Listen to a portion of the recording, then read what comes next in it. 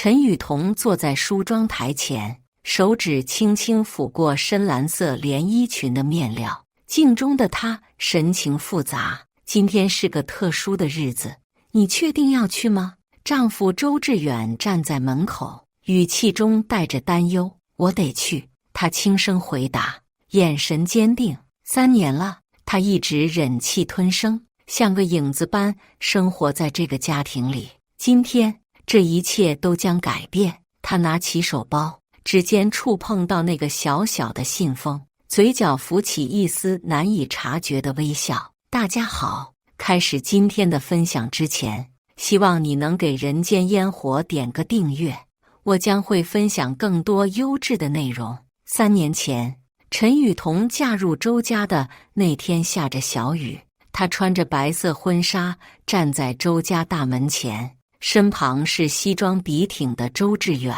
推开门的那一刻，迎接她的不是想象中婆婆慈爱的笑脸，而是一张写满不情愿的面孔。进来吧，鞋子擦干净点，地板刚拖过。高秀芳的语气干巴巴的，目光从她的头发扫到脚尖，像是在检查一件不合格的商品。陈雨桐努力保持微笑，心想这只是初次见面的拘谨。3天后的周末家宴，她特意早起帮忙准备饭菜，却被婆婆一一否定。这青菜切得太粗了，不入味；这肉太老，炖不烂。你们家是不是没怎么吃过肉啊？连基本的处理都不会。周志远在一旁只是低头吃饭，假装没听到这些刺耳的话。餐桌上，周志明的声音突然响起：嫂子，听说你是从乡下来的，我看你气质挺好啊，不像农村出来的。话语间带着明显的讽刺。陈雨桐放下筷子，挤出笑容：我父母都是高中老师，虽然家庭条件普通，但家教还是不错的。哦，原来是老师啊！周志明故作惊讶，怪不得能考上大学，不过和我们家还是有点差距的。陈雨桐感觉胃里一阵翻腾，不是因为饭菜不合口味，而是这赤裸裸的轻视。回家后，他忍不住问周志远：你家人好像不太喜欢我。周志远搂住他的肩膀，语气里充满无奈：别想太多，我妈和弟弟就那脾气，他们对谁都这样，习惯就好了。但陈雨桐很快发现，这不是对谁都这样的问题。每次家庭聚会，婆婆对亲戚家的女孩都笑脸相迎，唯独对她爱答不理。小叔子更是变着法子挖苦她，从她的穿着打扮到言谈举止，都成了她嘲笑的对象。嫂子，这衣服是地摊货吧？颜色这么俗。嫂子，这菜盐放多了，不会做就别勉强了。哥，你真是有眼光，找了个这么质朴的媳妇。周志远每次都只是打个圆场，别闹了，好好吃饭，然后低头扒饭，仿佛这样就能逃避问题。1年过去，陈雨桐渐渐学会了沉默。她在周家就像一个透明人，存在感几乎为零。婆婆从不在意她的感受，小叔子更是将她视为家中的异类。唯一让她感到些许安慰的是，周志远对她的爱没有减少，虽然他在家人面前总是懦弱的。志远，你妈为什么这么讨厌我？某个夜晚，陈雨桐终于忍不住问。周志远拉着她的手，叹了口气：我妈有点封建，觉得门当户对很重要，你别往心里去，她对谁都挑剔。那你弟弟呢？他为什么总是针对我？他从小被宠坏了，性格就那样，你少接触他就好。陈雨桐咬着嘴唇不再说话。他知道周志远是个好丈夫，但在面对家庭矛盾时，他总是选择回避而非直面问题。3年的婚姻生活，陈雨桐学会了在周家小心翼翼的生活，尽量不引起任何波澜。他以为自己已经习惯了这种冷漠，直到那天晚上，他无意中听到了一段对话。那是周志明订婚前1周的家庭聚餐。饭后，陈雨桐去厨房拿水果，经过客厅时听到婆婆和小叔子的谈话声。订婚宴的事都安排好了吗？婆婆问。基本订好了，5星级的帝景酒店，林家那边的亲戚名单我都收到了。周志明回答。我们这边就请亲近的亲友就行，人太多反而乱。婆婆顿了顿，压低声音，对了，雨桐那边当然不用通知他。周志明直接打断，他配不上我们周家的门楣，这么重要的场合，我可不想让林家人看笑话。我也是这个意思。婆婆赞同道，你哥那眼光真是让人操心，好在你找了个门当户对的，林家条件不错，人也有教养。妈，嫂子在家吗？周志明突然警觉地问。她在厨房吧，听不见的。陈雨桐站在墙角，手中的水果盘几乎要掉到地上，她咬紧牙关，强忍着泪水，悄悄回到厨房。那一刻，她终于明白自己在周家的地位有多么卑微。当晚，周志远回家时，陈雨桐问他：“你弟弟要订婚了？”周志远明显愣了一下：“你怎么知道的？家族群里都在讨论，只有我不知道。”陈雨桐平静地说：“为什么不告诉我？可能是忘了吧。”周志远支支吾吾，不敢看他的眼睛。订婚宴在下周6，到时候我们一起去。你妈和弟弟希望我去吗？周志远犹豫了。家里的大事，你作为家庭成员当然要参加。陈雨桐苦笑：3年了，他们从来没把我当成家庭成员。周志远抱住他：“别多想，时间长了会好的。”陈雨桐靠在丈夫怀里，心却沉到谷底。3年的时间证明，有些隔阂不是靠时间就能弥合的。陈雨桐站在衣橱前，反复挑选着订婚宴当天要穿的衣服。她不想太过张扬，引人注目，但也不愿显得寒酸，被人嘲笑。最终，她选了一件简约大方的藏青色连衣裙，搭配一条珍珠项链，既不失体面，又不会太过招摇。周志远看着她忙碌的身影，欲言又止。你在担心什么？他终于问道。我在想，如果订婚宴上他们又像往常一样对我冷嘲热讽，我该怎么办？陈雨桐边整理衣服边说。不会的，那么多人在场，他们不会太过分的。周志远安慰道，但语气里缺乏底气。陈雨桐摇摇头，不再说话。他知道，在公共场合，周家人更擅长用看似得体实则刻薄的方式羞辱他。订婚宴前1天，陈雨桐决定整理一下周志远的衣物。他们结婚3年，她极少动丈夫的旧物，因为那里面可能有她不愿提及的过去。但这一次，她想了解更多关于周家和林家的联系，或许能找到被排斥的真正原因。在衣柜深处的一个旧箱子里，他发现了几张泛黄的照片。照片中的周志远年轻许多，搂着一个亭亭玉立的女孩。女孩长发飘飘，笑容甜美，二人看起来非常般配。照片背面写着与念云在大学城的字样。陈雨桐的心猛地一沉。3年来，周志远从未提起过这个名叫念云的女孩。他继续翻找，在箱子底部发现了一沓信件和几张合影。更令他惊讶的是，其中一张合影上，除了周志远和那个女孩，还有周志明以及一个长相与念云有几分相似的女孩。照片背面写着林家姐妹与周家兄弟。陈雨桐倒吸一口冷气，难道这个念云就是林思颖的姐姐或表姐？如果是这样，周志远和她之间肯定有过一段不为人知的感情，但为什么他从未提起过？带着疑问，他联系了周志远的大学同学王明辉，对方起初有些犹豫，但在陈雨桐的再三请求下，还是道出了真相。林念云是志远大学时的女朋友，两人交往了3年，志远甚至想过毕业就结婚。王明辉回忆道，但最后念云选择了出国深造，拒绝了志远的求婚。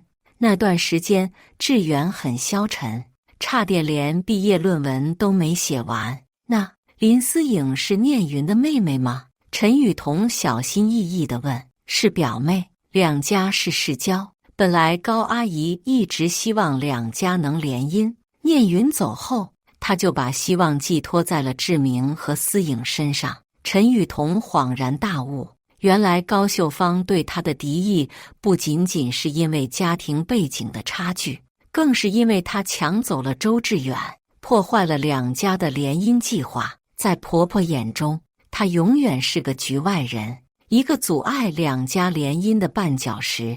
随后几天，陈雨桐又通过各种渠道了解到更多信息。周志远的姑姑周丽华是个直爽的人，在电话中直接告诉他，妈那人就是太势利，一心想攀附林家。林家在当地是有名的富商，妈希望2个儿子都能与林家联姻，为周家带来更多商业机会。那周志远和林念云分手后，为什么会选择我？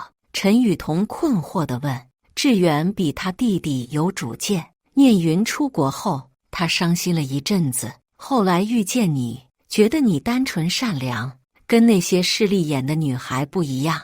周丽华叹了口气，妈一直不死心，还想着念云哪天会回国，就算不回来，也希望志远能找个门当户对的。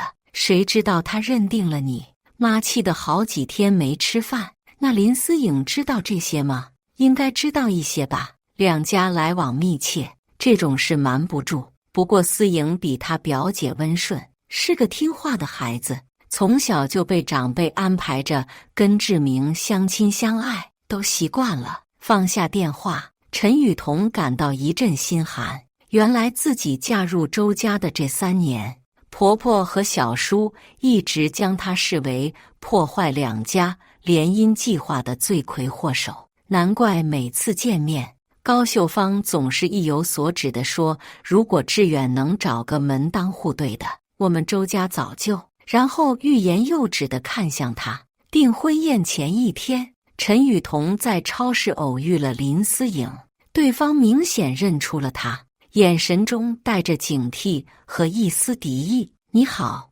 我是周志远的妻子陈雨桐。陈雨桐主动打招呼。林思颖勉强点点头。你好，恭喜你和志明订婚。谢谢。林思颖的回应冷淡至极，眼神中带着审视。我听说过你。哦，听谁说的？林思颖犹豫了一下。阿姨，高阿姨提过你。她是怎么说的？没什么，就是提到志远结婚的事。林思颖明显不想多谈，转身要走。陈雨桐忍不住问，你表姐近况如何？听说她在国外发展得不错。林思颖猛地转过身，眼神锐利。你调查我们家？不是，只是听志远提起过。陈雨桐撒了个小谎。我不知道你想干什么。林思颖压低声音，但请你不要破坏我和志明的婚事。阿姨说你不太喜欢我们家的亲事。陈雨桐惊讶地瞪大眼睛，他这么说我？林思颖意识到自己说漏了嘴，脸色一变，没什么，我还有事，先走了。说完匆匆离去。看着林思颖远去的背影，陈雨桐的心如坠冰窟。婆婆不仅在家里贬低她，还在林家人面前编造她的不是，污蔑她想要破坏两家的婚事。难怪林思颖对他态度如此冷淡，原来早就被灌输了对他的敌意。回到家，陈雨桐看着镜中的自己，第一次产生了强烈的反抗情绪。3年来，他一直在隐忍退让，希望用善良和宽容换取家人的接纳。但事实证明，有些人的恶意是不会因为你的退让而消失的。婚姻的本质不应该是一场两家的政治联盟，而是两个相爱的人组建的港湾。如果周家永远不能接纳他，那么他有权为自己争取尊严。晚上，周志远回家，看到陈雨桐坐在沙发上发呆，问道：“怎么了？看起来心事重重。”陈雨桐直视着丈夫的眼睛：“志远，你后悔娶我吗？”周志远愣住了，怎么突然问这个？因为我发现你从来没有告诉我林念云的事，也没告诉我你妈有多么希望你和林家联姻。听到林念云的名字，周志远的脸色明显变了。那都是过去的事了，早就过去了。可你妈和弟弟显然不这么认为，在他们眼里，我永远是那个破坏两家联姻的外人。周志远坐到他身边，握住他的手：“雨桐，不管他们怎么想，我爱的人是你。聂云早就是过去式了。我和你结婚这3年，从没后悔过。”陈雨桐靠在丈夫肩上，眼泪终于忍不住流下来。那为什么你不能在家人面前为我说话？为什么每次你妈和弟弟针对我时，你都保持沉默？周志远沉默良久。我不擅长处理这种冲突，但我保证以后会更坚定地站在你这边。陈雨桐摇摇头：“明天就是订婚宴了，我决定去参加，不是为了你妈和弟弟，而是为了我自己。我想证明，我陈雨桐虽然出身普通，但绝不会任人羞辱。”周志远看着妻子坚定的眼神，第一次感到有些陌生，但他没有阻止，只是轻轻点头：“我会一直陪着你。”帝景酒店的宴会厅装饰的金碧辉煌，红色的地毯从门口一直延伸到主舞台，两旁摆满了鲜花和气球。林家和周家的亲友们已经陆续到场，觥筹交错间充满了喜庆的气氛。陈雨桐挽着周志远的手臂，踏入宴会厅的那一刻，感受到无数道目光投向他。她穿着那件藏青色连衣裙，简单而不失优雅，但在这个场合里却显得格格不入。大多数女宾都穿着华丽的礼服，珠光宝气，而男宾们则一水儿的高定西装，彰显着非凡的身价地位。志远来了，一个亲戚热情地走过来，拍拍周志远的肩膀，然后目光落在陈雨桐身上，笑容明显僵了一下。这位是我妻子陈雨桐。周志远主动介绍。哦，你好你好。亲戚敷衍地点点头，很快转移话题。志明在那边招待林家的亲戚，你过去看看吧。周志远犹豫地看了陈雨桐一眼。我们一起过去。去吧，我自己找个地方坐会儿。陈雨桐挤出一个微笑。她看着丈夫穿过人群走向弟弟那边，心里一阵苦涩。即使是在这样的场合，她依然是个局外人。陈雨桐走向餐桌区，想给自己倒杯饮料。这时，周志明注意到了他，表情瞬间变得难看。他快步走来，压低声音问：“你怎么来了？我是志远的妻子，为什么不能来？”陈雨桐平静地反问：“你？”周志明语塞，环顾四周后勉强挤出笑容：“没什么，你随便逛逛吧，等下入席我再安排你。”陈雨桐点点头，心知他不会真的给自己安排座位。果然，宴会正式开始，宾客们纷纷入座时，他发现自己的名字并不在任何一张席卡上。周志远被安排在主桌，而他却无处可坐。志远，我没有座位。陈雨桐走到丈夫身边，小声说。周志远脸色变了变，正准备站起来，婆婆高秀芳已经走了过来。你来干什么？高秀芳冷冷地问，声音不大不小。刚好让周围的人都能听见。妈，雨桐是我妻子，当然要来参加志明的订婚宴。周志远难得地站出来为妻子说话。哼，我们通知你了吗？高秀芳不屑地看着陈雨桐。我们周家和林家的喜事，不需要外人来凑热闹。妈，周志远急了。没关系。陈雨桐拉住丈夫的手，冷静地看着婆婆。3年了，在您眼里我始终是个外人。今天我来，只是想给志明送上祝福。既然不受欢迎，我可以离开。她转身要走，高秀芳却不依不饶，站住！既然来了，就别走了，省得外人说我们周家不讲礼数。她指着角落里的一张空桌子，你坐那里吧，一会儿开席了，让服务员给你家付碗筷。陈雨桐看了看那张桌子，空无一人，显然是特意安排来孤立她的。她深吸一口气，谢谢妈。周志远想跟过去，被母亲一把拉住。你是哥哥，待会儿要致辞，坐主桌。陈雨桐独自走到那张空桌旁坐下，感受到四周异样的目光，有人在窃窃私语，有人投来同情的眼神，更多的是好奇和探究。他强忍着泪水，挺直腰背，告诉自己不能在这种场合丢了尊严。宴会正式开始，主持人热情洋溢地介绍着两家的背景和新人的情况。周志明和林思颖站在舞台中央，接受众人的祝福。林思颖穿着一身粉色礼服，光彩照人，笑容甜美。周志明西装革履，一副成功人士的模样，与他平时在家中的刻薄形成鲜明对比。陈雨桐看着台上光鲜亮丽的一幕，又看看自己面前空荡荡的桌面，没有碗筷，没有饮料，甚至连餐巾都没有。婆婆显然并不打算兑现家付碗筷的承诺，她突然觉得无比讽刺，自己费尽心思想融入这个家庭，却换来如此赤裸裸的羞辱。正当她准备起身离开时，一个服务员匆匆走来，在她面前放下一套餐具和一杯水。陈雨桐抬头，发现是周志远吩咐的。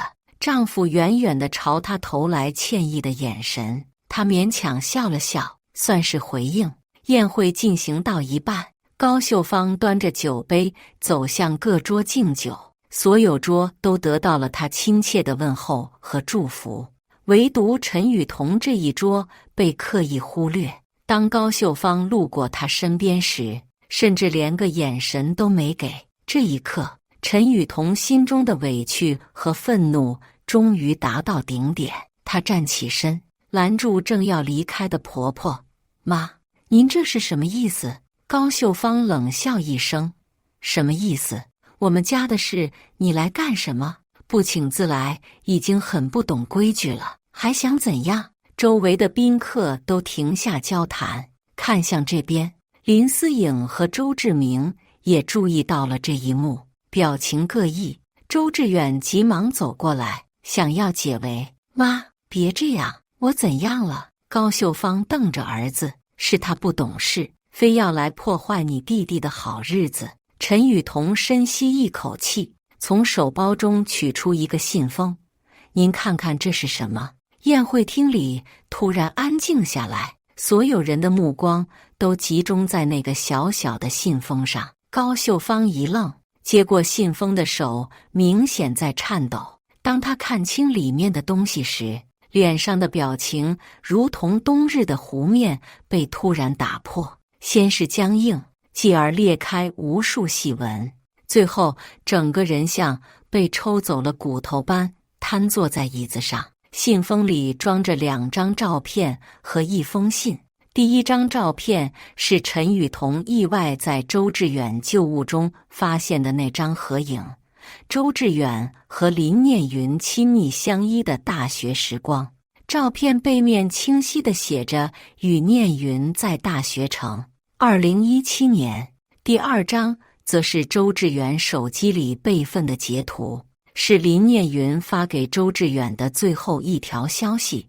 志远，我们之间没有未来，不是你不够好，而是我们追求的不同，请你放手，祝你幸福。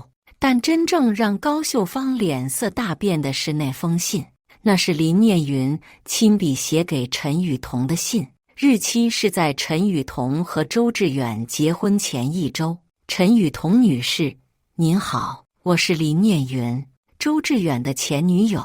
听说您即将与志远结婚，我想作为过去的人，有些话应该对您说清楚。我与志远相恋3年，分手是我的决定。我选择出国深造，不是因为不爱他，而是我们对未来的规划太过不同。志远是个好人，但他在家庭面前总是优柔寡断。高阿姨一直把我当成理想儿媳，甚至在我们分手后，仍不断联系我，希望我回国与志远复合。我想您应该知道，高阿姨对您的态度可能并非针对您个人，而是她无法接受志远选择了自己真正爱的人，而非他安排的人选。我已明确告诉高阿姨，我和志远不可能重新开始，请她尊重志远的选择。我衷心祝福您和志远幸福美满。如有一天您感到困惑或需要帮助，可以随时联系我。此致林念云。信的末尾附有林念云的联系方式，还有一行小字：思颖是个好女孩，只是太容易被长辈影响，希望您能理解她。宴会厅内的气氛凝固得可怕，高秀芳颤抖着将信和照片放回信封，抬头看向陈雨桐的眼神已经完全不同，那里面有震惊、羞愧，甚至还有一丝恐惧。你是怎么？高秀芳的声音微弱的几乎听不见。念云姐去年回国探亲时联系了我，陈雨桐平静地说，我们见了一面，她把这封信交给了我。她说，如果有一天我真的受不了了，可以拿出来。周志远目瞪口呆地看着眼前的一切。念云联系了你，为什么不告诉我？因为我不想破坏任何人的关系。陈雨桐注视着丈夫的眼睛。我一直在努力融入这个家庭，希望靠自己的真心打动妈和志明。但3年过去了，我发现有些事情沉默解决不了。林思颖擦干眼泪，走到陈雨桐面前，嫂子，对不起，我不知道阿姨和表姐之间。周志明此时才回过神来，脸上的表情复杂无比。妈，这是真的吗？您一直在联系念云姐。高秀芳的脸色一阵青一阵白，她没有直接回答儿子的问题，而是转向陈雨桐。你今天拿出这个，是想当众羞辱我，让我下不了台是吗？不，妈。陈雨桐摇摇头，我只是想告诉您，我对志远的爱是真心的，他选择我也是自愿的，没有人破坏了什么。每个人都有选择自己人生的权利。今天我本不想拿出这个，但您说我们家的事，你来干什么时，我才明白，3年了，在您心里我始终是个外人。周围的宾客开始小声议论，场面一度尴尬。这时，一个中年男子走上前来，他是林思颖的父亲林国强。秀芳，他语气严肃，孩子们的事就让他们自己解决吧，我们这代人的观念不该强加给他们。高秀芳看着老友的脸，突然间泪如雨下。国强，你不明白，我只是想让孩子们过得更好。强扭的瓜不甜。林国强叹息道，念云有他自己的选择，思颖也有。你看看今天这场面，这是你想要的结果吗？周志远此时走到陈雨桐身边，紧紧握住她的手。妈，今天这事到此为止。雨桐是我的妻子，我爱她，请您尊重我的选择。如果您继续这样对她，我和她以后就不会再来往了。高秀芳被儿子的决绝镇住了，她颤抖着伸出手：“好吧，既然大家都在这里，我向雨桐道歉。这些年我确实对你不公平。”林思颖也走过来，拉住陈雨桐的另一只手：“嫂子，对不起，我被阿姨影响，对你有偏见。表姐其实私下里常提起你，说志远哥找到了真正适合他的人。”周志明看着这一幕，表情复杂。良久，他走到嫂子面前，低头道：“嫂子，这些年我一直跟着妈妈针对你，实在是太过分了。今天是我的订婚宴，本该是喜庆的日子，却闹成这样，都是我的错。”陈雨桐深吸一口气：“没关系，一家人不说两家话，既然误会解开了，就让我们重新开始吧。”林国强拍拍手，提高声音：“各位亲朋好友，刚才只是我们两家的一点小误会，现在已经解决了，请大家继续享用美食，不要让这点小事影响了今天的喜庆氛围。”宾客们这才继续交谈用餐，但议论的声音依然此起彼伏。高秀芳的脸上写满了尴尬和失落，但在公众场合，她只能强撑着体面。“雨桐，你跟我来一下。”高秀芳低声说，然后走向宴会厅外的休息室。陈雨桐看了看周志远，丈夫点点头：“我陪你一起去。”休息室里只有3个人：高秀芳、陈雨桐和周志远。高秀芳坐在沙发上，双手交叠放在膝盖上，整个人看起来比平时苍老了许多。她沉默了许久，才开口道：“聂云真的联系过你？”陈雨桐点点头：“去年冬天，他回国探亲，我们在一家咖啡馆见了面。他现在怎么样？”高秀芳的声音里带着一丝期待：“很好，在国外一家知名研究所工作，还谈了一个外国男友。”高秀芳的眼神暗了暗：“是吗？看来他是真的不会回来了。”周志远插话：“妈，聂云的事已经过去很多年了，您为什么一直放不下？”“我只是觉得……”高秀芳叹了口气：“聂云门当户对，家教又好，是我心目中理想的儿媳妇。她拒绝你后，我一直不甘心，总觉得你们之间还有可能。”陈雨桐静静地看着婆婆：“所以这3年，您对我的冷漠和刁难，是因为我不是林念云。”高秀芳低下头：“一开始是这样，后来……”她停顿了一下：“后来是因为面子问题，我对亲朋好友都说过你不够好。如果突然改变态度，岂不是自己打脸？”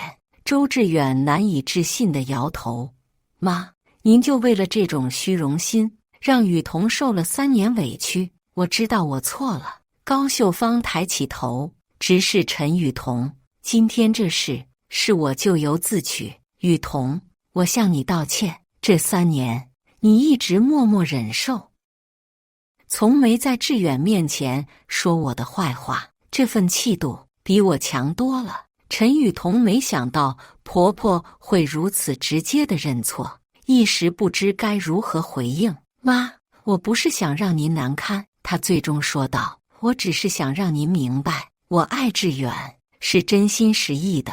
我们的婚姻不是什么阴谋，也不是什么将就，而是2个相爱的人的选择。”高秀芳点点头：“我明白了，从今以后，我会真正把你当成我的儿媳妇，当成这个家的一份子。”周志远紧握妻子的手：“谢谢您，妈，别谢我。”高秀芳苦笑：“我做得太差劲了，根本不值得感谢。”她站起身，整理了一下衣服：“回去吧，宴会还没结束。今天是志明和思颖的大日子，不能让他们的订婚宴就这么糟糕的结束。”3人一起走出休息室，回到宴会厅。令陈雨桐惊讶的是，一张新的喜卡已经放在了主桌上，上面写着他的名字。高秀芳挽着他的手，将他引到主桌前，这是你应得的位置。周围的亲友看到这一幕，不禁面面相觑。高秀芳转向众人，提高声音：“各位亲朋好友，我有几句话要说。这些年，我因为一些旧的观念，对我的大儿媳陈雨桐有所误解和不公。今天，我当着大家的面承认我的错误，并向她道歉。从今以后，她就是我周家的一份子，是我亲爱的儿媳妇。”宾客们礼貌地鼓掌，但眼神中的惊讶和好奇显而易见。林思颖的父亲林国强则微笑着点头，眼中满是赞许。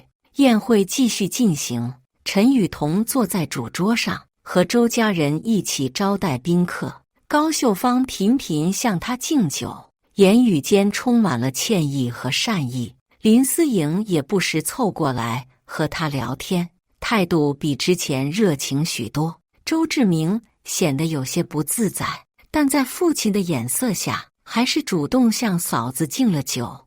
嫂子，过去的事就别放在心上了，以后我会尊重你和哥。陈雨桐微笑着举杯相碰，一家人不说两家话，祝你和思颖幸福。宴会接近尾声时，林思颖悄悄拉着陈雨桐走到一旁：“嫂子，有件事我想告诉你。”“什么事？”“其实我一直很羡慕你。”林思颖低声说，“你敢于为爱坚持，不管别人怎么看。而我从小就习惯了听从长辈的安排。”陈雨桐惊讶地看着他：“你和志明不是自由恋爱吗？”林思颖苦笑：“一开始是家里安排的，说是青梅竹马，其实就是两家长辈撮合。后来相处久了，也有了感情，但总觉得少了点什么。你喜欢他吗？”“喜欢，但不知道是不是爱。”林思颖眼中闪过一丝迷茫。“我羡慕表姐念云的勇气，也羡慕你的坚定。”陈雨桐轻轻握住他的手：“婚姻是一辈子的事，一定要慎重。如果你对志明没有足够的爱和信心，不妨再多考虑一下。”林思颖点点头：“谢谢你，嫂子，今天的事让我看清了很多东西。”订婚宴结束后，周家人一起回到了周家老宅。这是陈雨桐第一次感受到作为家人的待遇。高秀芳亲自为他倒茶，关切地问他：“今天累了吧？鞋子不合脚吧？我看你走路有点不自然。”陈雨桐受宠若惊：“没有，妈，我只是不太习惯穿高跟鞋。”周志明似乎还有些不自在，但态度已经友善了许多。“嫂子，你喜欢吃什么水果？家里有苹果和葡萄，苹果就好。”“谢谢。”周志远看着这一切，脸上写满了惊讶和喜悦。他握住妻子的手，小声说：“看来这次风波反而成了好事。”陈雨桐微笑着点头，但心里知道这只是开始。3年的隔阂不可能因为一天的变故就完全消除，未来的路还很长，需要双方共同努力。晚上，周志远开车送陈雨桐回家，路上他忍不住问道：“那封信是真的吗？聂云真的给你写过信？”陈雨桐沉默了片刻，最终摇摇头：“不是他写的。”周志远猛地踩下刹车：“什么？别紧张。”陈雨桐安抚道：“信的内容都是真的。聂云确实来找过我，告诉了我他和你妈之间的事，但他没有写信，是我根据我们的谈话内容写的。”周志远松了口气：“你吓死我了，我还以为你和聂云一直有联系。我们见过一次，之后只是偶尔在社交媒体上互动。他现在过得很好，真的不会回来干扰我们的生活。”周志远重新启动车子：“那照片呢？那条信息？”“照片是真的，我在你旧物中找到的。至于那条信息，是我从你手机备份里恢复的。”陈雨桐转头看向丈夫：“你从来没删过他的信息，是吗？”周志远有些尴尬：“我只是忘了删，不代表我还对他有感情。我知道。陈雨桐笑了笑，那是你青春的一部分，我理解。回到家，两人坐在沙发上，周志远紧紧抱住妻子。对不起，这些年让你受委屈了，我总是懦弱，不敢在妈妈面前为你说话。没关系，陈雨桐靠在丈夫肩上。重要的是，现在一切都好起来了。你真的原谅我妈和志明了吗？陈雨桐思考片刻，原谅是一回事，忘记是另一回事。3年的委屈不可能一夜之间就烟消云散，但我愿意重新开始，给彼此一个机会。周志远点点头，我明白，无论如何，以后我都会站在你这边。你是我的妻子，是我最重要的人。接下来的日子，周家的氛围确实发生了变化。高秀芳频繁邀请陈雨桐回家吃饭，态度亲切的让人不适应。周志明也变得客气起来，不再刻意挖苦嫂子。林思颖更是经常找陈雨桐聊天，两人慢慢成了朋友。然而，正如陈雨桐所预料的，真正的和解需要时间。有时，当他在厨房里忙碌时，高秀芳会不经意地批评他的烹饪手法。有时，周志明在聊天中还是会流露出一丝优越感，但与以前相比，这些小摩擦已经微不足道了。2个月后，林思颖突然造访陈雨桐家，神情焦虑：“嫂子，我有事想和你商量。”“怎么了？”“我和志明，我决定推迟婚礼。”林思颖咬着嘴唇，订婚宴那天的事让我意识到，我可能还没准备好。陈雨桐关切地问：“志明知道吗？”“知道。”他很生气，说我朝三暮四。林思颖眼中含泪，但我不想重蹈覆辙，不想像阿姨那样把自己的期望强加给下一代。我需要时间确定自己的感受。你做得对。陈雨桐握住他的手，婚姻是一辈子的事，宁可慎重一点。志明现在可能接受不了，但时间会证明一切。林思颖感激地看着他，谢谢你的理解，我父亲也支持我，说感情的事不能勉强，只是阿姨那边，我会和志远一起去和妈谈谈的。陈雨桐安慰道，相信他会理解的。果然，当周志远和陈雨桐将林思颖的决定告诉高秀芳时，老人家的第一反应是震怒。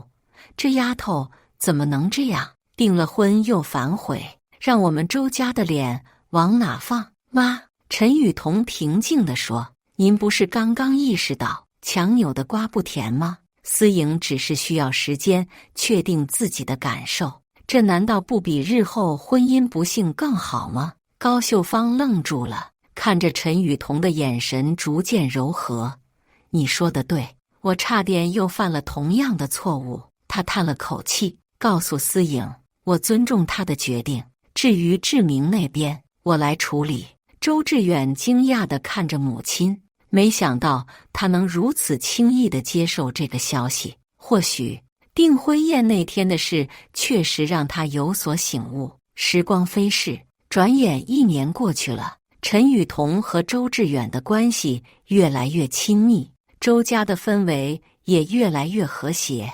高秀芳真正把陈雨桐当成了女儿看待，经常向亲友夸耀儿媳妇的贤惠和聪明。周志明经过一段时间的沮丧和反思，也逐渐成熟起来，不再是那个娇生惯养的小叔子。林思颖最终还是与周志明分手了，她决定出国留学，像表姐念云一样追求自己的梦想。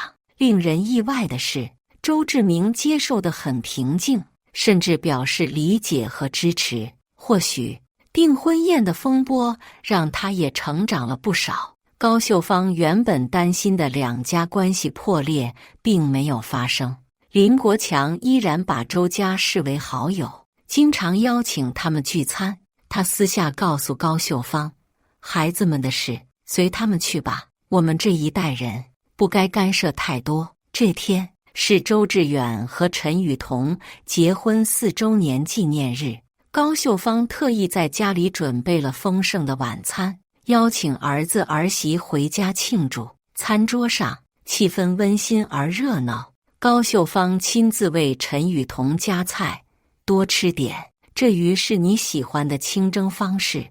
周志明举杯向哥哥嫂子祝贺，祝你们幸福美满，白头偕老，酒过三巡。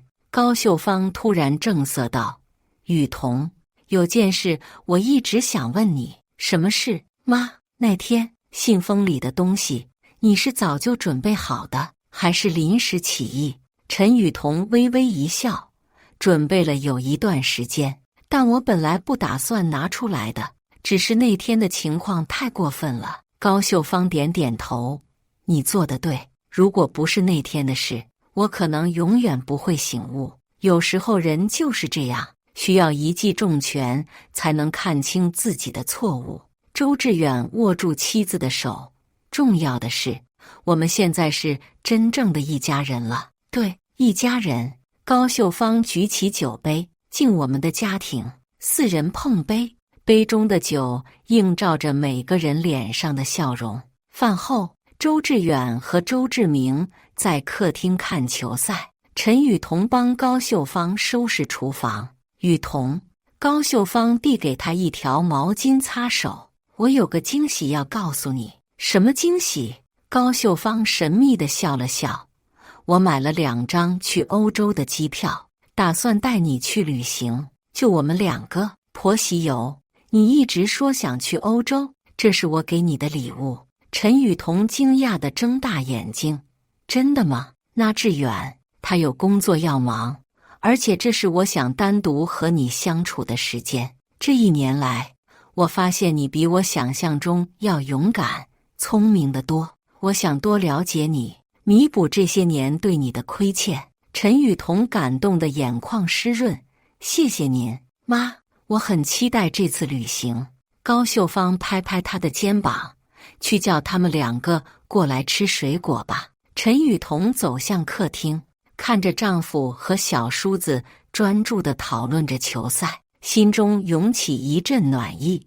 1年前的那个订婚宴，她鼓起勇气站出来为自己争取尊严，没想到竟成了家庭关系转折的契机。有些事情沉默无法解决，有些伤害忍耐无法消除，唯有真诚相待，坦诚沟通，才能打破隔阂，重建信任。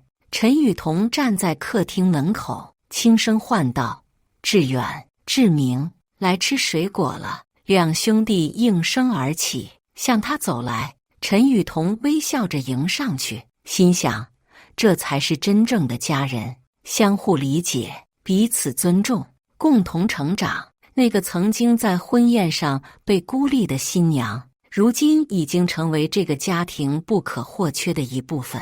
生活不会一帆风顺，但只要心中有爱，再大的风浪也能一起度过。以上就是今天分享的故事，大家有什么想说的、想吐槽的，欢迎在下方评论交流，也更希望能给人间烟火点个订阅，我将会分享更多优质的故事内容。